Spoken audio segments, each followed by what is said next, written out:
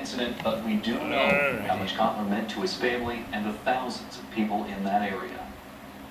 He was a person who was a people person, loved being around people, loved talking to people, and he had the gift for that, which was why he was in the perfect business for him. He was always just smiling, always had funny stories to tell, and always just, we would joke around with him all the time. So it was good to be able to share stories like that with the guys, but obviously just devastating news for me and just processing it. I think there'll be a lot of people that feel a little absent without seeing Larry Cotler, not only in the days to come, the weeks to come, but the years to come as well. Deb, Larry's wife, is amazingly strong and has moments of tears, but she's surrounded by her church, by the synagogue, by the people of our community, our broadcast community, our sports community, and she's amazingly strong, I think, because of the support she has. You couldn't help but be infected by his enthusiasm, especially when the team is winning and making outstanding play. That's what I want people to remember about Larry Cotler. Larry was one of the most loyal, giving, unselfish individuals that you will ever meet. I will miss him dearly. Now, Cotler survived prostate cancer and was often reminding friends to get a screening. Larry was the Drake Bulldog Fan of the Year and used the opportunity to raise awareness about prostate cancer. Now, authorities are saying floodwaters in Urbandale might have been the cause of a home explosion. It happened last night. Neighbors reported hearing and feeling an enormous explosion coming from the property.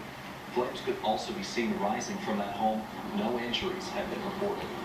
And tonight, the city of Waterloo closed off Fletcher Avenue from University Avenue to Highway 63 because of flooding at Black Hawk Creek. Now what you see here is nothing compared to what several of the people are seeing in Des Moines. Waterloo city officials. Happens in campground in Decorah. KWWL's Amanda Gilbert met with the newlyweds today. The sounds of screams and panic. Not what you'd expect at a wedding. Earlier in the day, it was a beautiful scene at Pine Creek, but storms then rolled in, and this turned into this by evening. Couple Daryl and Ashley Farley say it was during their wedding reception that strong winds picked up and tossed at least 6 tents. Pretty soon, just all the tents just blew to the cabin and up over the cabin. They were laying all over the yard here. After the storm, chaos and concern that people were hurt. Everyone was in a panic. We had people running everywhere trying to grab kids, and people were diving under the food tables and stuff. I was in a panic. I didn't know what to think. I was in shock, and then I broke down afterwards. I was like, I can't believe this is happening. That's just when everything just lifted up and shot over this way. The bride's 2 daughters say a tent almost hit them. I'm not sure if another storm is going to roll in like the other one. It was scary. For better, for worse. Tested a little too early for this newly married couple. Everyone kept making comments too. They'll be like, this is one wedding we will never forget, and ain't that the truth? In Decorah, Amanda Gilbert, News 7 KWWL. Now, despite the damage, no one was badly injured, which is good considering there were around 200 people at that wedding. Many family and friends stayed to help clean up after the storm. And new at 10, remembering an Eastern Iowa teen gone too soon. Students and staff gathered at West Central High School earlier this evening. They prayed, comforted each other, and wrote notes in memory of 14-year-old Caden Essling. The classmate was riding his moped when a car hit and killed him Thursday evening. Caden's brother says his family is devastated. I just really loved him, and the only thing is that my mom wants him alive, so I just want him back. That's all I want. Police are still looking for whoever did this.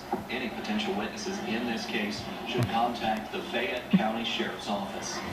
And today, community members stopped to lay flowers at the site where 9 people were stabbed, 6 of them children. Police say the children were attending a birthday party in Idaho when the stabbing happened.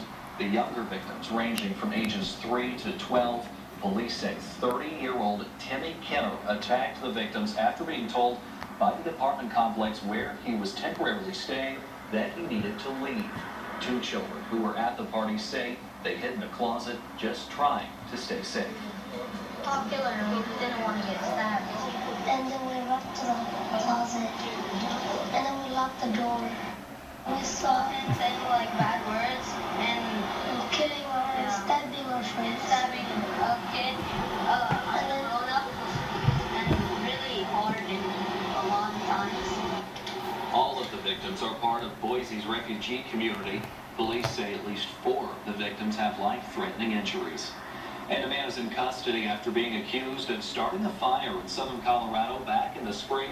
That fire already burning more than 41,000 acres. 52-year-old Jesper Jorgensen was arrested on arson charges.